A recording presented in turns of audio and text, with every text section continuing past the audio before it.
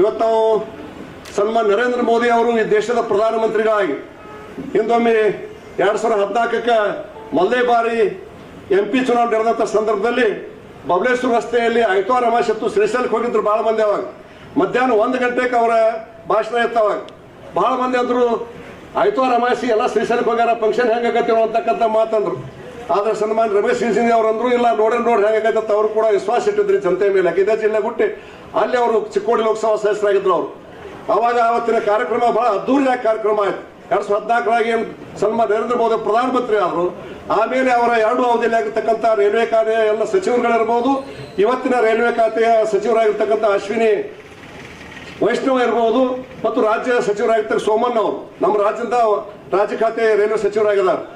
ಅವರ ಎಲ್ಲರ ಮನವೊಲಿಕೆ ಗೆದ್ದು ಇವತ್ತು ಬರೀ ರೈಲ್ವೆ ಇಲಾಖೆ ಒಂದೇ ಅಲ್ಲ, ಹೈವೇ ಇರ್ಬೋದು, ರೈಲ್ವೆ ಇರ್ಬೋದು, ಕುಡಿಯುವ ನೀರು ಇರ್ಬೋದು, ನೀರಾವರಿ ಇರ್ಬೋದು, ಎಲ್ಲ ಕಾರ್ಯಕ್ರಮಗಳನ್ನ ಅವರು ಏನು ಅಧಿಕಾರ ಸಿಕ್ತಿ ಅವರಿಗೆ 3ನೇ ಬಾರಿ MP ಆಗಿದ್ದಾರೆ. ಅವರು 2 ಅವಧಿ ಯಶಸ್ವಿಯಾಗಿ ಮುಗಿಸಿದಾರ. 3ನೇ ಬಾರಿ 1 ವರ್ಷ ಆತಿಗ MP ಆಗಿ ಅವರು ಹಾಗೆ ಅವರು ಈ ಕೊಟ್ಟಿರ್ತಕ್ಕಂಥ ಕೊಡುಗೆಗಳನ್ನು ಹೇಳಿದ್ರೆ ಅದನ್ನು ಪಟ್ಟಿ ಮಾಡ್ಲಿಕ್ಕೆ ಆಗುದಿಲ್ಲ. ಇದೇ 2 ಲಕ್ಷ ಕೋಟಿ ಅಷ್ಟು ಕೋಟಿ ಅಂದ್ರೆ ಅದೇನು ಸಾಲಾಂಗಿಲ್ಲ ಅಂತ ನನಗೆ ಅನಿಸ್ತೈತೆ. ಅದು ಇದೇ ವಿಜಯಪುರದಿಂದ ಸೋಲಾಪುರ ಹೆಂಗೆ ಹೋಗಿದ್ರಿ ನೀವೆಲ್ಲ ಮೊದಲ ಎಷ್ಟು ಗಾಡಿ ಎಷ್ಟು ಟ್ರಾಫಿಕ್ ಇತ್ತು ಅಲ್ಲಿ. ಸೋಲಾಪುರ ಮುಟ್ಟಬೇಕಂದ್ರೆ 2 ತಾಸು ತಗೋತಿತ್ತು. ಅದನ್ನ ಚತುಷ್ಪಥ ಹೈವೇ ಆಯಿತು. ಇವತ್ತಿದು ವಿಜಯಪುರ ಟು ಹುಬ್ಬಳ್ಳಿ ಇದನ್ನು ಕೂಡ ಇವತ್ತು ಮಂಜೂರು ಮಾಡಿದ್ದಾರೆ. ಚತುಷ್ಪಥ ಹೈವೇ ಇದು ಕೂಡ ಆಗತ್ತೆ ಇವತ್ತು, ಅದು ಕೂಡ ಮಂಜೂರು ಮಾಡಿದ್ದಾರೆ. ಹೀಗೆ 1, 2 ಅಲ್ಲ, ಅವರ ಅವಧಿ ಒಳಗ ಹಿಂದೆ ಯಾರೂ ಮಾಡದಿರ್ತಕ್ಕಂಥ ಕೆಲಸ ಕಾರ್ಯಗಳನ್ನ ಯಶಸ್ವಿಯಾಗಿ ಮಾಡಿರ್ತಕ್ಕಂಥ ಸಂಸದರು ಯಾರಾದ್ರೆ ಸನ್ಮಾನ್ ರಮೇಶ್ ಜಿಗಜಿಣಗಿ ಸಾಹೇಬರು ಅಂತಕ್ಕಂಥ ಮಾತನ್ನು ಬಹಳ ಹೆಮ್ಮೆ ಅಂತ ಹೇಳಿಕ್ ಬಯಸ್ತೇನೆ ನಾನು. ಆದ್ರೆ ನಮ್ಮ ಜನ ಏನು ಅಂತ ಹೇಳಿದ್ರೆ ಏನು ಮಾಡಿದ್ರು ಹೊಗಳುದೇ ಇಲ್ಲ. ಅವ್ರು ಹೊಗಳಿಕೆ ಬೇಕಾಗಿಲ್ಲ, ಆದ್ರೆ ಜನರ ಸಲಹೆ ಬೇಕಲ್ಲ. ವಿಜುಗೌಡ್ರು ಹೇಳಿದ್ರೆ ಒಬ್ಬ ಹೆರಿಗೆ ಆಗ್ತಕ್ಕಂಥ ಹೆಣ್ಣು ಒಬ್ಬಾಕಿಗೆ ಎಷ್ಟು ತ್ರಾಸ ಆಯ್ತು ಅಂತಕ್ಕಂಥ. ನಿತ್ಯ ಒಂದು ರೈಲ್ವೆ ಇವತ್ತು 36 ರೈಲ್ವೆ ಆಯ್ತಾವೆ, ಗೊತ್ತಿರಲಿ ನಿಮಗೆ. ಎಷ್ಟು 36 ರೈಲ್ವೆ ಜೋಡ್ ಲೈನ್ ಆಗೈತೆ. ರೈಲ್ವೆ ಗೊತ್ತಿರಲಿ ನಿಮಗೆ. ಅದು ವಿದ್ಯುತ್ ಲೈನ್ ಗೊತ್ತಿರಲಿ ನಿಮಗೆ. ವಿದ್ಯುತ್ ಲೈನ್ ಜೋಡ್ ಲೈನ್ ಇದು ಯಾಕಾಯ್ತು? ಅವರು ನಾವು ಸೇರಿ 2012ರೊಳಗೆ ಕೇಂದ್ರ ಕಾಂಗ್ರೆಸ್ ಸರ್ಕಾರ ಇತ್ತು. ಕೂಡ್ಗಿಯ NTPC ಅದು ಮಂಗಳೂರು ತದಡಿಗಾಗಿತ್ತು. ಅದು ತದಡಿ ಒಳಗೆ ಬೇಡ ಅಂತ ಜನ ತಕರಾರು ಮಾಡಿದ್ರು. ಇರ್ತಕ್ಕಂಥ ಜನ ಶೋಭಾ ಕಲ್ಲಾಜೆ ಅವರು, ಯಶಸ್ವಿ ಕಾಗೇರಿ ಅವರು ಪಶ್ಚಿಮ ಘಟ್ಟ ಹಾಳಕತ್ತಿ ಬೇಡ ಅಂತ ಹೇಳಿದ್ರು. ನಮಗೆ ಏನಾರ ಆಗಲಿ ನಮ್ಮ ಎಲ್ಲಾ ನೀರಾವರಿ ಲಿಫ್ಟ್ ಇರಿಗೇಷನ್ ಅದಾವ, ಇದು ವಿದ್ಯುತ್ ನಮಗೆ ಬೇಕು ಅಂತ ಹೇಳ್ಕೊಂಡು ಸಾಹೇಬರು ನಾವು ಸೇರಿ ಅದನ್ನ ಸುಶೀಲ್ ಕುಮಾರ್ ಸಿಂಧೆ ಕೇಂದ್ರದ ಮಂತ್ರಿ ಇದ್ರು ಅವರು. ಅವಾಗ ಹೇಳಿ ಕೂಡ್ಗಿಗೆ ಇವತ್ತು NTPC ತಂದೆ ತಿಳ್ಕೊಂಡ ಇವತ್ತು ಅಲ್ಲಿ ಸುಮಾರು ದಿವಸಕ್ಕೆ 2400 ಮೆಗಾವ್ಯಾಟ್ ವಿದ್ಯುತ್ ತಯಾರಾಕತಿ. ಅದ್ರ ಅರ್ಧ ಕರ್ನಾಟಕ ರಾಜ್ಯಕ್ಕೆ ಸಿಗ್ತೈತೆ. 1200 ಮೆಗಾವ್ಯಾಟ್ ಪೂರ್ತಿ ಆಯ್ತು ಅಂದ್ರೆ 4000 ಮೆಗಾವ್ಯಾಟ್ ಆಕತಿ. 2000 ಮೆಗಾವ್ಯಾಟ್ ಕರ್ನಾಟಕ ರಾಜ್ಯಕ್ಕೆ ಸಿಗ್ತೈತೆ. ನಮ್ಮ ಎಲ್ಲ ಮುಳವಾಡ, ಚಿಮ್ಲಿಗೆ, ಗುತ್ತಿ ಬಸವಣ್ಣ 3 ಪಂಪ್ಗಳು ನಡಿಬೇಕಾಗಿತ್ತಂದ್ರೆ ಸುಮಾರು ಒಂದು ದಿವಸಕ್ಕೆ 2000 ಮೆಗಾವ್ಯಾಟ್ ವಿದ್ಯುತ್ ಬೇಕು ನಮಗೆ. ವಿದ್ಯುತ್ ಬೇಕು ನಮಗೆ. ಆಲ್ಮಟ್ಟಿ ಡ್ಯಾಮ್ ಕ್ಷೇತ್ರದಾಗ ಐತಿ. ಕೂಡ್ಗಿ NTPC ನಮ್ಮ ಕೈ ಆಗೈತಿ. ಇವತ್ತು ಮುಂದಿನ ದಿನದಾಗ ಮುಂಗಾರಿ ಮಳಿ ಹಿಂಗಾರಿ ಮಳಿ ಹೋದ್ರು ಕೂಡ ಮಹಾಬಲೇಶ್ವರ ಬೆಟ್ಟಕ್ಕೆ ಕೃಷ್ಣಾದ ಗುಮಸ್ಥಾನದಲ್ಲಿ ಮಳಿ ಆಗೇ ಆಕೈತಿ. ಜೂನ್ 7ಕ್ಕೆ ಮಳಿ ಕೂಡಿದಂತೆ. ಆದ್ರೆ ಎಂದೂ ಕೂಡ ಇಲ್ಲಿ ನಮಗೆ ಮಳಿ ಆಗ್ಲಿಕ್ಕೂ ಕೂಡ ಈ ಆಲ್ಮಟ್ಟಿ ಡ್ಯಾಮ್ ತುಂಬತೈತಿ. ಆ ಡ್ಯಾಮಿನ ನೀರು ತುಂಬೋದ್ರಿಂದ ವಿಜಯಪುರ ಜಿಲ್ಲೆಗೆ ಎಂದೂ ಬರಗಾಲ ಬರುದಿಲ್ಲ ಅಂತಕ್ಕಂಥ ಮಾತನ್ನ ಆ ಒಂದು ಕಾರ್ಯ ಮಾಡುವ ಮುಖಾಂತರವಾಗಿ ಸನ್ಮಾನ್ ಜಿಗಜಿಣಗಿ ಸಾಹೇಬರನ್ನೆಲ್ಲ ಸೇರಿ ಮಾಡಿದೀವಿ ಅಂತಕ್ಕಂಥ ಮಾತನ್ನು ಕೂಡ ನಿಮ್ಮ ಮುಂದೆ ವಿನಮ್ರತೆಯಿಂದ ಹೇಳಕ್ ಬಯಸ್ತೀನಿ ನಾನು. ಈಗ ಅದು ಎಲ್ಲರೂ ಅರ್ಥ ತಳಕ್ ಹೋಗ್ಬೇಡ್ರಿ. ಬಿಜಾಪುರದವ್ರಿಗೆ ಕೆರೆ ತುಂಬಿಟ್ಟವೆಲ್ಲ, ಕೆರೆ ತುಂಬಿದಾವ್ರಿ. ಮಸೂತಿ ಒಳಗೆ ಬೊಮ್ಮಾಯಿ ಅವರಿದ್ದಾಗ ಪೂಜಾ ಮಾಡ್ಯಾವ್ರಿ. 5 ಬೆಳ್ಳಿಗೆ ಅದೇ ಕೊಟ್ಟಿವ್ರಿ. 3ನೇ ಹಂತದಾಗ ಐತೆ. ಅದು ಕೋರ್ಟ್ ಆಗೈತೆ ಕೇಸ್. ಅದು ಕೇಸ್ ಕೋರ್ಟ್ ಆಗೈತೆ, ಇನ್ನೂ ಮುಟ್ಟಾಕ್ ಬರಾಗಿಲ್ಲ. ಆದ್ರೂ ಬೊಂಬಾಯಿ ಅವ್ರಿಗೆ ಮನವೊಲಿಸಿ ಅವತ್ತು ಅದನ್ನ ಪೂಜಾ ಮಾಡಿ ತಿಳ್ಕೊಂಡ ಈ ಜಿಲ್ಲೆಗೆ ಎಲ್ಲಿ ಕೆರೆ ತುಂಬಾಕತ್ತೇವ ಮುಂದೆ ಬಂದಂತ ನೀರಾವರಿ ಸಚಿವರು ಇದೇ ಜಿಲ್ಲೆಯವರು ಮುಂದುವರ್ಸ್ಕೊಂಡು ಹೋಗಿದಾರ. ಅದ್ರ ಉದ್ಘಾಟನೆ ಆಗಿರ್ತಕ್ಕಂಥ ಪೂಜೆ ಆಗಿರ್ತಕ್ಕಂಥದ್ದು 2012ರಾಗ ಜಗದೀಶ್ ಶೆಟ್ಟರ್ ಮುಖ್ಯಮಂತ್ರಿ ಇದ್ದಾಗ, ಬಸವರಾಜ ಬೊಮ್ಮಾಯಿ ಅವರು ನೀರಾವರಿ ಮಂತ್ರಿ ಇದ್ದಾಗ, ನಾನು ಉಸ್ತುವಾರಿ ಮಂತ್ರಿ ಇದ್ದಾಗ ಸನ್ಮಾನ್ ಜಿಗಜಿಣಗಿ ಸಾಹೇಬರು ನಾವು ಎಲ್ಲ ಸೇರಿ ಮಸೂತಿಗೆ ಅದನ್ನ ಪೂಜಾ ಮಾಡಿ ತಿಳ್ಕೊಂಡು ಇವತ್ತೆಲ್ಲ ಕೆರೆ ತುಂಬಾಕತ್ತೇವ. ಎಲ್ಲೇ ಮಳೆ ಆಗ್ಲೂ ಕೂಡ ವಿಜಯಪುರ ಜಿಲ್ಲೆಗೆ ಬರಗಾಲ ಬರುದಿಲ್ಲ ಅಂತಕ್ಕಂಥ ಮಾತ ಕಾರಣ ಯಾರು ಅಂದ್ರೆ ಸನ್ಮಾನ್ ರಮೇಶ್ ಜಿಗಜಿಣಗಿ ಸಾಹೇಬರ ಮುಂದಾಲೋಚನೆ, ದೂರದೃಷ್ಟಿ ಅಂತಕ್ಕಂಥ ಮಾತನ್ನು ಕೂಡ ಯಾರು ಮರಿಬಾರದು ಬಂಧುಗಳೇ. ಹೀಗಾಗಿ ಇವತ್ತು ವಿಜಯಪುರ ಜಿಲ್ಲೆ ಇವತ್ತು ಅವರು ಮಾಡಿರ್ತಕ್ಕಂಥ ಕೆಲಸ ಕಾರ್ಯಗಳು ಬಹಳ ಆಗಲೇ ಹೇಳಿದ್ರು. ಇಂಡಿಕೇಟರ್ ಹೈವೇ ಈಗ ಗಡ್ಕರಿ ಅವರು ಬಂದ ಮೇಲೆ ಸನ್ಮಾನ್ ನರೇಂದ್ರ ಮೋದಿ ಪ್ರಧಾನಮಂತ್ರಿ ಆದ ಮೇಲೆ ನಾನು ಮೊನ್ನೆ ಮಹಾರಾಷ್ಟ್ರಕ್ಕೆ ಹೋಗಿದ್ದೆ. ಕೊಲ್ಲಾಪುರದಿಂದ ಸೋಲಾಪುರ ಒಂದು ಹೈವೇ, ಅಲ್ಲಿ ಒಂದು ಹೈವೇ, ಇಲ್ಲೊಂದು ಈ ಕಡೆ ಕೊಪ್ಪಳ ಕಡೆ ಹೋಗಿದ್ದೆ, ಅಲ್ಲಿ ಒಂದು ಹೈವೇ, ಕೊಪ್ಪಳದಿಂದ ಹುಬ್ಬಳ್ಳಿ ತನ ಹೈವೇ. ಎಲ್ಲಿ ನೋಡ್ತೀಯ ಅಲ್ಲಿ ಹೈವೇ. ಒಂದು ರಾಜ್ಯದಾಗ ಎಷ್ಟು ಹೈವೇ ಅದಾವ ಅಂದ್ರೆ ದೇಶದಾಗ ಎಷ್ಟು ಹೈವೇ ವಿಚಾರ ಮಾಡ್ರಿ ನೀವು. ನರೇಂದ್ರ ಮೋದಿ ಅವರು ಕೇವಲ 11 ವರ್ಷದೊಳಗೆ ಅಮೃತ ಕಾಲ ಅಂತ ಕರಿತೀವಿ. ಅದಕ್ಕೆ ಅಮೃತ ಕಾಲದ 11 ವರ್ಷ, 60-70 ವರ್ಷ ಇದ್ರು ಕೂಡ ಏನೂ ಮಾಡಕ್ಕಾಗಿಲ್ಲ. ಏನೂ ಮಾಡಕ್ ಅದೇ ಹಳಿ ರೈಲ್ವೆ, ಅದೇ ಹಳಿ ವಿಮಾನ, ಹಳಿ ರೈಲ್ವೆ, ಹಳಿ ಸ್ಟೇಷನ್, ಹಳಿ ಡೆಬ್ಬಿ ಅವೇ ಇದ್ದು. ಇವತ್ತು ಒಂದೇ ಮಾತ್ರ ರೈಲ್ ಬರಾಕತ್ತಾವ.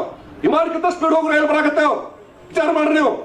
ಆ ಒಂದು ದಿಟ್ಟೊಳಗ ಮತ್ತೆ ಅದೇ ಸರ್ಕಾರ ಅದೇ ಬಜೆಟ್ ಯಾಕೆ ಬಿಜೆಪಿ ಅವರು ಕೆಲಸ ಮೋದಿ ಅವ್ರು ಬಂದಾಗ ಬದಲಾತಿದ್ರು ಬಂದಾಗಲಿಲ್ಲ ಆ ಸರ್ಕಾರ ಇದ್ದಾಗ ಇಚ್ಛಾಶಕ್ತಿ ಇಲ್ಲ ಅದು ನಮ್ಮ ಶೇಖರ ಸ್ವಾಮಿಗಳು ಆಗ ಏನು ಬೇಡಿಕೆ ಇಡ್ತೀವತ್ತಂದ್ರೆ ನಮ್ಮ ಗೆಳೆಯರು ಅವ್ರು ಯಾವತ್ತು ಬೇಡಿಕೆ ಇಡೋರು ನಮ್ಮ ಗೆಳೆಯರವರು ಅಂದ್ರೆ ನಾವು ಬೇಡಿಕೆ ಇಟ್ಟರೆ ಕೆಲಸ ಇರ್ತಾವ ಅದಕ್ಕೆ ಇವತ್ತು ಹೇಳಿದೆ ಅವತ್ತು ಸಂತೋಷದ ಹಬ್ಬ ಐತಿ ಏನು ಬೇಡಿಕೆ ಇಡಬೇಡಪ್ಪ ನಮ್ಮ ಸಂಸದರಿಗೆ ಅಂತ ಹೇಳಿದೆ ನಾವು ಖುಷಿಯಿಂದ ಹಬ್ಬ ಮಾಡೋನು ಮನೆಗೆ ಹೋಗೋನು ಒಂದು ಪತ್ರ ಕೊಡೋನು ರೈಲ್ವೆ ನಿಲ್ಸೋದು ಬಳಸೋದು ದೊಡ್ಡ ಕೆಲಸ ಅಲ್ಲವು ರೈಲ್ವೆ ಹಳಿನ ಮಾಡಿದಾಗ ಈ ಓರ್ ಸೇತುವೆ ಮಾಡಿದಾಗ ಆ ರೈಲ್ವೆ ನಿಲ್ಸೋದು ದೊಡ್ಡ ಕೆಲಸ ಅಲ್ಪ ಅದೆಲ್ಲ ಮಾಡ್ತಾರಂತ ಆಗ ಹೇಳಿ ನಾನು ಶೇಖರ ಪರವಾಗಿ ಹೇಳಿ ಆ ವಿಷಯ ತೆಲುಗಿ ಸ್ಟೇಷನ್ 2 ದಿವಸ ರೈಲ್ವೆ ನಿಲ್ಬೇಕಂತ ನಾವು ಹತ್ತ ಕೇಳಕ್ಕೆ ಆಗುದಿಲ್ಲ ಅಂತ ಅವೇನು ದೊಡ್ಡ ಕೆಲಸ ಅಲ್ಲ ಅಂತ ಬಹಳ ಸಮಸ್ಯೆಗಳದಾವ ಅವೆಲ್ಲವನ್ನು ಕೂಡ ಮಾಡುವಂತಹದ್ದು ಹಾಗೇನೆ ಮುಳವಾಡ ಮತ್ತು ಮರುಗುಳಿ ಏನ ಓವರ್ಬ್ರಿಡ್ಜ್ ಅನ್ನೋದು ಮಂಜೂರು ಮಾಡಿದಾರೆ ಸಾಹೇಬರು ಅಲ್ಲೊಂದು 3 ಎಕರೆ ರೈತರ ಸಮಸ್ಯೆ ಇತ್ತದು ನಿನ್ನ ನನ್ನ ಹತ್ರ ಬಂದಿದ್ರು ಅವರು ಐವಳ್ಳಿ ಅವರ ಎಲ್ಲ ಮಗಾದ ಮಹೇಶ್ ಐವಳ್ಳಿ ಎಲ್ಲ ಬಂದಿದ್ರು ಅವರು ಬಂದಾಗ ಸಂಬಂಧಪಟ್ಟ ರೈಲ್ವೆದವ್ರು ಮಾತಾಡಿದೇವಿ ಇದಂತ ಇವತ್ತು ಬಂದಿರ್ತಕ್ಕಂಥ ಏನಂತಾರ ಅವ್ರಿಗೆ ಹುಡುಗಿದ್ದವ್ರಿಗೆ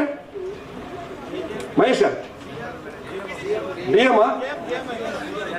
ಡಿ ಎಮ್ ಜೆ ಎಮ್ ಅವ್ರು ಹೊಸದಾಗಿ ಬಂದಾರ ಹೇಳ್ಬೇಕು ಅಂತಂದ್ರು ಅದನ್ನ ಹೇಳ್ತೀನಪ್ಪ ಇದಕ್ಕೆ ನೀವು ಹೇಳ್ಬೇಡ ಅಂತ ಹೇಳಿದ 3 ಎಕರೆ ಜಮೀನು ಏನಾಗೈತದು ರೈತರು ಖಾಸ್ ಹೊಲದಾಗ ಆ ಕಂಬಾಗ್ಯಾವ ಅದು PW ರೋಡ್ ಬೇರೆ ಕಡೆ ಐತೆ ಅದು ಅಪ್ಪಿತಪ್ಪಿ ಆಗ್ಬಿಟ್ಟು PW ಸರ್ಟಿಫಿಕೇಟ್ ಕೊಟ್ಬಿಟ್ಟಾರ ಜಾಗ ಅಂತ ಹೇಳ್ಕೊಂಡು ಅಚಾತುರ ಆಗೈತೆ ಅದು ಅದಕ್ಕೆ ಅದು ಆಗ್ಬೇಕಂತ ನೀನು ಕೆಲವು ಫೋನ್ ಹಚ್ಚಿದೇವಿ ಸಾಹೇಬ್ರು ಹೇಳಿದಾಗ ನಿನ್ನೆ ಅವರು ಬೆಂಗಳೂರು ಹುಬ್ಬಳ್ಳಿ ಅವರು ಕೂಡ ಫೋನ್ ಮಾಡಿದಾರ ಅದು 3 ಎಕರೆಗೆ ಪರಿಹಾರಧನ ಕೊಡ್ತೇವೆ ಅಂತ ಹೇಳಿದಾರೆ ಅದಕ್ಕೆ ಮುಳವಾಡ ರೈತರು ಕೂಡ ಈ ವೇದಿಕೆ ಮುಖಾಂತರ ಚಿಂತೆ ಮಾಡಬೇಡ 3 ಎಕರೆಗೆ ಪರಿಹಾರಧನ ಕೊಡಿಸುವಂತ ಜವಾಬ್ದಾರಿ ನಾವು ತಗೋತೀವಿ ಅಂತಕ್ಕಂಥ ಮಾತು ಹೇಳ್ತಾ ಆ ಮನವಿಯನ್ನು ಕೂಡ ಇನ್ನೊಬ್ಬರಿಗೆ ಸಂಬಂಧಪಟ್ಟ ಅಧಿಕಾರಿಗಳು ಹೇಳುವಂತ ಕೆಲಸ ಮಾಡಿದಾರೆ ಅವರು ಕೂಡ ಹುಬ್ಬಳ್ಳಿಯಿಂದ ಫೋನ್ ಮಾಡಿದಾರೆ ಮೈಸೂರು ಮಾಡಿರಲ್ಲ ಫೋನ್ ನೀನು ಫೋನ್ ಮಾಡಿರಲ್ಲ ಪೇಮೆಂಟ್ ಕೊಡ್ತೇವೆ ಅಂತ ಹೇಳಿರಲ್ಲ ಅವ್ರು ನೀವು ಕೋರ್ಟಿಗೆ ಹೋಗಿದ್ರು ಪಾಪ ಅವ್ರು ಸಿವಿಲ್ ಕೋರ್ಟ್ ಹೈಕೋರ್ಟ್ ಹೋಗಿದ್ರು ಅವ್ರು ಕೇವಲ ಇವತ್ತು ಉದ್ಘಾಟನೆ ತಂದು ಕೂಡಲೇ ಅವ್ರು ಇವತ್ತು ಅದೊಂದು ಮನವಿ ಅಪ್ರೂವಲ್ ಮಾಡಿಬಿಟ್ಟಾರ ಅವ್ರು 3 ಎಕರೆ ರೈತರಿಗೆ ಪರಿಹಾರ ಕೊಡ್ತೀವಿ ಅಂತ ಹೇಳ್ಕೊಂಡು ಹೈಕೋರ್ಟ್ನಾಗ ಐತ್ರಿ ಕೇಸ್ ಅದು ಸಿವಿಲ್ ಕೋರ್ಟ್ನಾಗ ಆಗಿಲ್ಲ ಇಂಥ ಕೇಸ್ ಕೂಡ ಇವತ್ತು ಕಾರುಡಿ ಕರಿ ಅಂತ ಕರಿತೀವಲ್ಲ ನಾವು ಕಾರುಡಿ ಕರಿ ಇರೋದನ್ನ ಕರಿ ಹರಿದಂಗಿದು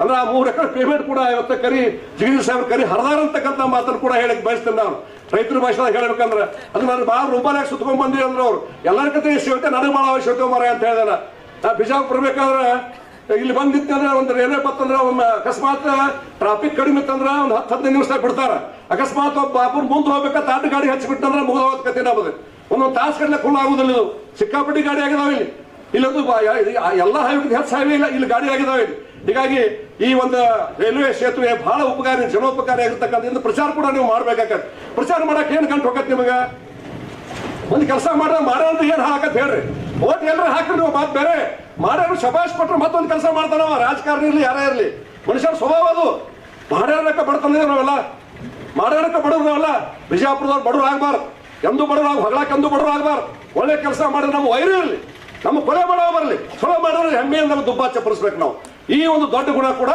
ಈ ಬಸವನಹಳ್ಳಿಯಾಗ ಬರಬೇಕು ಅಂತಕ್ಕಂಥ ಮಾತನ್ನು ಕೂಡ ಬಹಳ ಹೆಮ್ಮೆಯಿಂದ ಹೇಳಕ್ ಬಯಸ್ತೀನಿ ಇವತ್ತು ವಿಜಯಪುರ ಜಿಲ್ಲೆ 4-5 ವಿಷಯದಾಗ ಮುಂದಿದ್ದೇವೆ ನಾವು ಒಂದು ಕೆರೆ ತುಂಬುವಂಥದ್ದು ರಾಜ್ಯದಾಗ ಫಸ್ಟ್ ಇದು ಒಂದು ಆನ್ಲೈನ್ ದ್ರಾಕ್ಷಿ ಟ್ರೈನಿಂಗ್ ಸೆಂಟರ್ ದೇಶದಾಗ 2012 ಬಿಡ ಅದ್ರಾಗ ಫಸ್ಟ್ ಅದೇವ್ ನಾವು ವಿದ್ಯುತ್ ತಯಾರು ಮಾಡುವಾಗ ಗಾಳಿ ವಿದ್ಯುತ್ ಇರ್ಬೋದು ಉಷ್ಣ ವಿದ್ಯುತ್ ಇರ್ಬೋದು ವಿದ್ಯುತ್ ತಯಾರು ಮಾಡುವಾಗ ದೇಶದಾಗ ಫಸ್ಟ್ ಅದೇವ್ ನಾವು ದೇಶದಾಗ ಫಸ್ಟ್ ಅದೇ ಗೊತ್ತಿರಲಿ ನಿಮಗೆಲ್ಲ ತಾಲೂಕಿನಾಗ ಕೇವಲ 8 MLA 5 ತಾಲೂಕಿದ್ದು ನಾವು ನಮ್ಮಲ್ಲಿ 2 ತಾಲೂಕು ಮಾಡೋದು ಗೊತ್ತು 8 ಹೊಸ ತಾಲೂಕು ಮಾಡಿದೀವಿ ಜಗದೀಶ್ ಶೆಟ್ಟರ್ ಎಲ್ಲ ಸೇರ್ಕೊಂಡು ಒಂದು ಆರ್ಮೇಲೆ ಕುಮಾರಸ್ವಾಮಿ ಮಾಡ್ಯಾರ ಒಟ್ಟ 8 ಹೊಸ ತಾಲೂಕ 5 ಹಳಿ ತಾಲೂಕ ಇಡೀ ರಾಜ್ಯದಾಗ 31 ಜಿಲ್ಲೆ ಒಳಗೆ 8 MLA ಇರ್ತಕ್ಕಂಥ ಕ್ಷೇತ್ರದೊಳಗೆ 13 ತಾಲೂಕಿದಂತ ಜಿಲ್ಲೆ ಯಾವ್ದಾರ ಇದ್ದ ಅದು ವಿಜಯಪುರ ಜಿಲ್ಲೆ ಅಂತಕ್ಕಂಥ ಮಾತನ್ನು ಹೇಳಕ್ ಬಯಸ್ತೇನೆ ನಾನು ಬಂಧುಗಳೇ 25 ಕಿಲೋಮೀಟರ್ ಒಂದು ತಾಲೂಕಿದು ಏನಿಬ್ರು ವಿಜಯಪುರ ಜಿಲ್ಲೆಗೆ ಕೇವಲ 25 ಕಿಲೋಮೀಟರ್ ಒಂದು ತಾಲೂಕು ಹಳ್ಳಿ ಕೇವಲ 35-36 ಹಳ್ಳಿ ಒಂದು ತಾಲೂಕಿಗೆ ಇದು ರಾಜ್ಯದಾಗ ಬಿಜಾಪುರ ಬಡವರು ಬರಗಾಲ ದಯವಿಟ್ಟು ಅವ್ರು ಹಾಕಿ ಹೋಗ್ಬೇಡ ಬಿಜಾಪುರದಾಗ ಹೆಮ್ಮೆಯಿಂದ ಹೇಳಿ ಯಾಕಂದ್ರೆ ಇಂದಿರಾ ಗಾಂಧಿ ಬಂಗಾರ ತಗೋವ್ ನಾವು ಕಮ್ಮಿಲ್ಲ ನಾವು ನರೇಂದ್ರ ಮೋದಿ ಅವರು ಬಂಗಾರ ತಗೋಬೇಕು ನಾವು ಅವ್ರು ಮಾಡಿದ್ರೆ ಇವತ್ತು 3ನೇ ಹಂತದ ಹಾಕತ್ತೀನಿ 3ನೇ ಹಂತದ ಈ ಕಾಂಗ್ರೆಸ್ ಸರ್ಕಾರಕ್ಕೆ ಮನವಿ ನಾನು ಕೊಟ್ಟಿನಿ ನಾನು ಮನವಿ ಕೊಟ್ಟಿವಿ ನಾವು ಕೋರ್ಟ್ ಆಗಿದ್ರು ನಾವು ಕೆರೆ ತುಂಬುದು ಮಾಡವಿಲ್ಲ ಮುಸುಗ ಪೂಜೆ ಮಾಡವಿಲ್ಲ ಕೋರ್ಟ್ ಐತಿಲ್ಲ ಮತ್ತೆ ಕೋರ್ಟ್ ಆಗಿ ಕೆಲಸ ಐತದು ಪೂಜೆ ಮಾಡಕ್ ಮಾಡವಿಲ್ಲ ಅದು 3ನೇ ಹಂತದ ಒಂದು ಕಲ್ ತೆಗಿಬಾರದು ಪೂಜೆ ಮಾಡಬೇಕು ಕೆರೆ ತುಂಬಾಗತ್ತಾವ ಇವತ್ತು 3ನೇ ಹಂತ 519 524 ಎತ್ತರಿಸಾಕ ಏನ್ ತೊಂದರೆ ಐತಿ ನಮಗ ಎತ್ತರಿಸೋದು ಕಟ್ ಮಾಡ್ರಿ ಮಲ್ಲಿ ಪರಿಹಾರದಲ್ಲೇ ಕೊಡಲ್ಲ 1,15,000 ರೂಪಾಯಿ ಮುಳುಗಡೆ ಹಾಕತ್ ಬಾಗಲಕೋಟೆ ಬಿಜಾಪುರ ಜಿಲ್ಲೆ ಭೂಮಿ ಹೋಕ್ಕವ ಬಿಜಾಪುರ ಜಿಲ್ಲೆ ಒಂದಾರು ಸೇರಿ ಬಾಗಲಕೋಟೆ ಜಿಲ್ಲೆ ಒಂದು 21 ಹಳ್ಳಿ ಸೇರಿ 22 ಗ್ರಾಮ ಸ್ಥಳಾಂತರ ಹಾಕವ ಅವ್ರು ಪರಿಹಾರ ಕೊಡಕ್ಕೆ ನಿಮ್ಗೆ ಯಾರು ಕೈ ಹಿಡ್ದಾರ ಬಿಜೆಪಿ ಸರ್ಕಾರದಾಗ 2012 ಚೆಕ್ ಕೊಟ್ಟೇವ್ ನಾವು ಪರಿಹಾರದವ್ರು ಚೆಕ್ ಕೊಟ್ಟಿವಿ ನಂದಿ ಫ್ಯಾಕ್ಟ್ರಿ ಒಳಗೆ 1 ಲಕ್ಷ ಕೋಟಿ ರೂಪಾಯಿ ಕನಿಷ್ಠ ಅದು 1 ಲಕ್ಷ ಕೋಟಿ ರೂಪಾಯಿ ಪರಿಹಾರ ಕೊಟ್ಟು ಆ ರೈತರನ್ನೆಲ್ಲ ಖುಲ್ಲಾ ಮಾಡ್ರಿ. ಅವಾಗ ಅದನ್ನ ಬ್ಯಾಗ್ ಏನೈತೆ ಅದು ನಾವು ಹಿಂದೆ ಸರ್ಕೊಳಕ್ ಹೋಗುದಿಲ್ಲ. ನಿನ್ನ ಪತ್ರಿಕೆ ಕೇಳಿದ್ರು, ಏನ್ರಿ ಮಹಾರಾಷ್ಟ್ರ ನಿಮ್ಮ ಸರ್ಕಾರ ಐತಿ, ಕೇಂದ್ರ ನಿಮ್ದ ಸರ್ಕಾರ ಐತಿ, ಮತ್ತು ಗೆಜೆಟ್ ಮಾಡಿಸಲ್ಲ ಅಂದ್ರು. ಇವತ್ತು ಒಪ್ಪುವಂತ ಪ್ರಶ್ನೆ ಇಲ್ಲ, ನಮ್ಮ ಸರ್ಕಾರ ಐತಿ, ನೀವು ಪರಿಹಾರಧನ ಕೊಡ್ರಿ. ಕಾಂಗ್ರೆಸ್ ಸರ್ಕಾರಕ್ಕೆ ನಾನು ಚಾಲೆಂಜ್ ಮಾಡ್ತೀನಿ, 1 ಲಕ್ಷ ಕೋಟಿಗೆ ಹೆಚ್ಚು ಪರಿಹಾರಧನ ಎಲ್ಲರಿಗೂ ಪರಿಹಾರಧನ ಕೊಡ್ರಿ. ಅದ್ರ ಒಳಗಾಗಿ ನಾವು ಕೂಡ ಕೇಂದ್ರ ನಮ್ಮ ಸಂಸ್ಥೆ ಕರ್ಕೊಂಡು ಹೋಗಿ ಗದ್ದಿಗೌಡರನ್ನ ಜಿರ್ಜಿನ ಕರ್ಕೊಂಡು ಹೋಗಿ ಪ್ರಧಾನಮಂತ್ರಿಗಳ ಭೇಟಿಯಾಗಿ, ನೀರಾವರಿ ಮಂತ್ರಿ ಭೇಟಿಯಾಗಿ, ಅದೇನು ಇವತ್ತು ಗೋಲ್ಡ್ ಒಂದು ತಕರಾರು ಐತಲ್ಲಿ, ತಕರಾರು ದೊಡ್ಡದಿಲ್ಲ ಅದು. ಈಗ ನದಿಯೊಳಗೆ 3 ಮಂದಿ ಪಾಲೈತಿ, ಕರ್ನಾಟಕ, ಮಹಾರಾಷ್ಟ್ರ, ಆಂಧ್ರ ಪಾಲ್ ಆಗ್ಬಿಟ್ಟದ. 2010 ಡಿಕ್ಲೇರ್ ಆಗ್ಬಿಟ್ಟದ ಬಚಾತ್ ಆಯ್ತಿದ್ದ ಪ್ರಕಾರ. ಈಗ ಆಂಧ್ರ 2 ರಾಜ್ಯ ಆಗ್ಯಾವ, ತೆಲಂಗಾಣ ಒಂದು ಮತ್ತೊಂದು ರಾಜ್ಯ ಆಗೈತಿ. ಅದಕ್ಕೆ ಅವ್ರಿಗೆ ಒಂದು ಪಾಲ ಕೊಡೋದು ಒಂದು ಗೋಳ ಅರ್ಜಿ ಹಾಕ್ಯಾರ. ಅವ್ರು ಪಾಲ ಯಾರು ಕೊಡ್ಬೇಕು? ಅವ್ರಿಗೆ 3 ಅಂತವ್ರಿದ್ದಾಗ ಆಂಧ್ರದ ಪಾಲ ತೆಲಂಗಾಣ ಕೊಡ್ಬೇಕು. ನಾವೇನು ಸಂಬಂಧ ಅದಕ್ಕೆ? ಸಂಬಂಧ ಇಲ್ಲ, ಗೋಳ ಅರ್ಜಿ ಅದು. ಈಗೀಗ ಮಹಾರಾಷ್ಟ್ರ ಅವರು ಸಾಂಗ್ಲಿ, ಮಿರಾಜ, ಕೋಲ್ಹಾಪುರ ಮುಳುಗಡೆ ಕೊತ್ತಳಕ ಆಶ್ಚರ್ಯ ಕೇಳಿ ಆಶ್ಚರ್ಯ ಆಯ್ತು ನನಗದ. ಯಾಕಂದ್ರೆ ನಗ್ಬೇಕು ತಿಳಿಯಲ್ಲ ನನಗೆ. ಯಾವ ದೇಶದ ಡ್ಯಾಮ್ ಆಲ್ಮಟ್ಟಿ ಬಿಟ್ಟು ಬಿಡ್ರಿ, ಯಾವ ಡ್ಯಾಮ್ಗಳು ಮಹಾಪುರ್ ಬಂದಾಗ ಮಳೆ ಆಗುವಾಗ ಗೇಟ್ ಬುಸ್ ತರ ತೆರಿತಾರೋ? ತೆರಿತಾರಿಲ್ಲ. ಗೇಟ್ ಹಾಕ್ಬಿಟ್ರೆ ಯಾವ ಸಾಗಲಿ ಎಲ್ಲ ಮಹಾರಾಷ್ಟ್ರ ಎಲ್ಲ ದೇಶ ಮುಗ್ತದೆ. ಡ್ಯಾಮ್ ನಿರ್ಧಾರ ಹೊಡ್ಕೋಬೇಕ ತಿಟ್ಟು ತಿಳಿಯಲ್ಲ ಯಾರಿಗೆ. ಯಾವಾಗ ಗೇಟ್ ಹಾಕ್ತೀವಿ ನಾವು?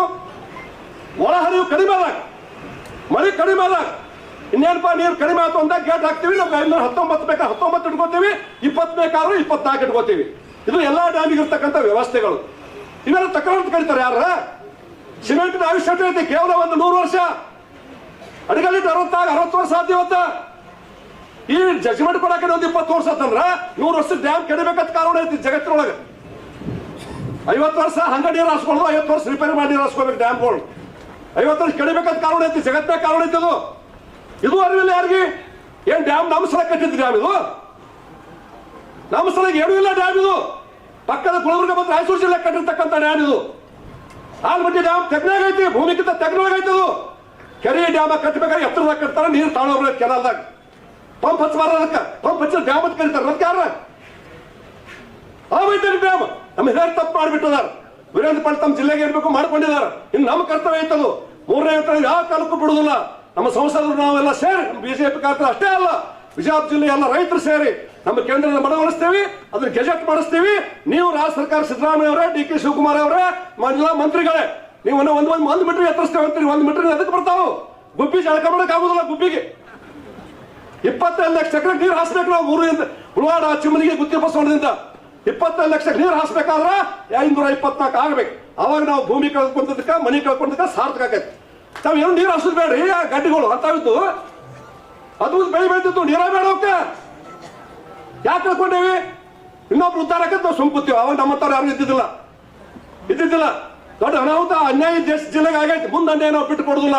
ಇವತ್ತು ಸ್ಪಷ್ಟವಾಗಿ ಮಾಧ್ಯಮದವ್ರ ಮುಂದೆ ಹೇಳ್ತೀನಿ ನಾನು, ನಮ್ಮ ಬಿಜೆಪಿಯಿಂದ ವಿಜಯಪುರ ಜಿಲ್ಲೆಗೆ ನೀರಾವರಿ ಕೆರೆ ತುಂಬ ಮಾಡಿದ್ದೇವೆ ವಿನಃ ಹೈವೇ ಮಾಡಿದೇವಿ, ನಮ್ಮ ಸಂಸ್ಥೆಲ್ಲ ಸೇರಿ ವಿದ್ಯುತ್ ಮಾಡಿದೇವಿ ಮತ್ತು ಈ ರೈಲ್ವೆ ಲೈನ್ ಮಾಡಿದೇವಿ.